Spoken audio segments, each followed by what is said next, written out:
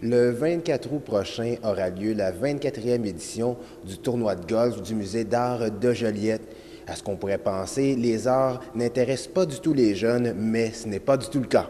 Dans les études, on sait que dans la plupart des musées, 8% de la clientèle sont des groupes scolaires et au musée, on arrive à aller chercher 23% de notre clientèle qui sont des groupes scolaires, ce qui veut dire que ce sont des chiffres qui nous rendent vraiment très, très heureux parce qu'on croit vraiment que c'est notre rôle de faire connaître les arts à l'autre génération et aussi ça nous permet de tisser des liens avec les professeurs parce qu'on sait que les professeurs sont vraiment l'élément clé, tisser des liens avec les professeurs et donc quand ils viennent une fois, ils prennent l'habitude, souvent puisqu'on a des guides qui sont des retraités de l'éducation, ils les connaissent. Donc, ça devient une familiarité et chaque année, les professeurs essaient de venir au moins une fois. Pour la mairesse de Repentigny, Chantal Deschamps, le musée d'art de Joliette est un joyau pour la région de la Naudière.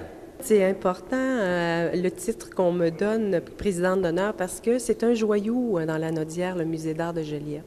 Alors, étant moi-même une amatrice d'art et encourager la culture et les différentes formes d'art dans ma municipalité, dans la MRC, alors bien sûr, suivant nos juridictions municipales, alors c'est sûr que c'était vraiment un privilège qu'on me l'offre et bien sûr qu'on va faire en sorte de faire rayonner dans le fond ce que représente le musée d'art, ses œuvres, ses collections, ses activités. Cette année, les golfeurs comme les non-golfeurs pourront trouver leur compte à cette 24e édition du tournoi du musée d'art de Joliette. C'est un tournoi amical sur un magnifique parcours du club de golf de Joliette. Alors, les gens peuvent jouer à leur guise, soit Vegas s'ils veulent, Vegas à deux, ou jouer leur partie.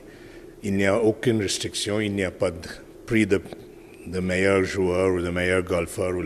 C'est un tournoi de participation.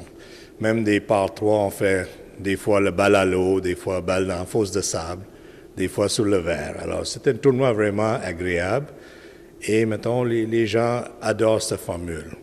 Pour ceux qui ne jouent pas au golf, c'est évident qu'ils peuvent toujours faire un don au Musée d'art de Joliette ou commanditer un trou. Un trou individuel coûte 400 $ ou un trou partagé, c'est 200 $.